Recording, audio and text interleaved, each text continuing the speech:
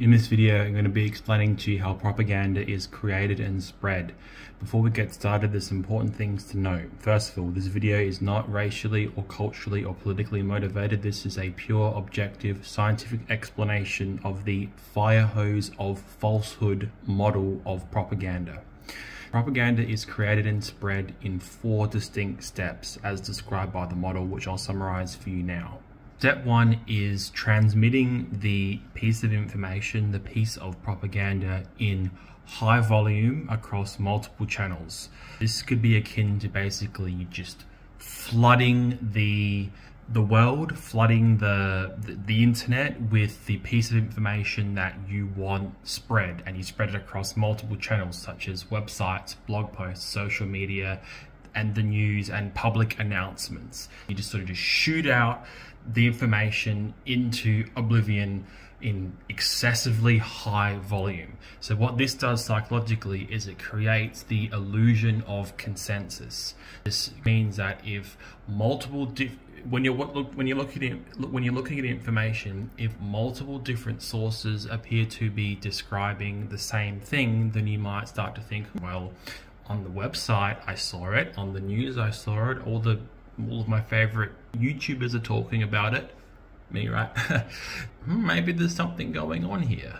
In step 2, the message is repeatedly repeated multiple times across time. That what this does is it breeds a bit of familiarity.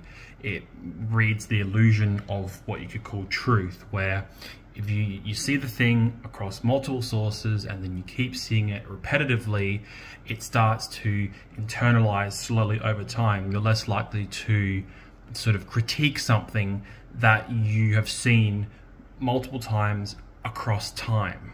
In step 3, the sleeper effect starts to take hold. What this means is when there's so much information coming about from different sources across time, people start to forget where it started and kind of forget what they perceive as real, quote unquote, or fake, quote unquote, and it sort of sparks a bit of a discussion about whatever the topic is that's been flooded out into the world.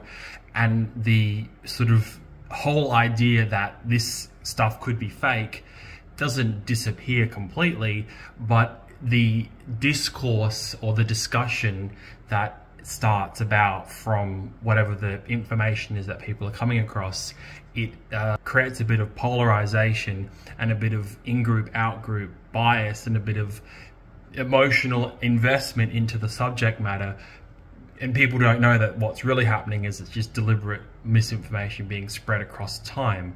I like the idea of it's like a sleeper effect where you sort of just forget the beginning because you're so sort of involved in whatever the scenario or situation is that you perhaps forget to step out.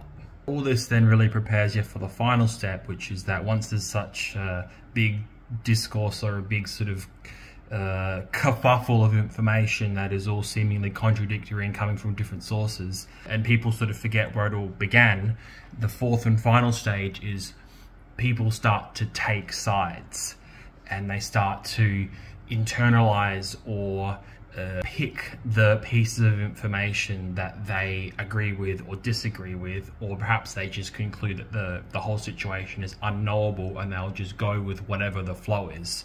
The point is that you create so much misinformation, so many contradictory points that people sort of don't even know that they might be taking the side of a piece of false information, but really every piece of information was false.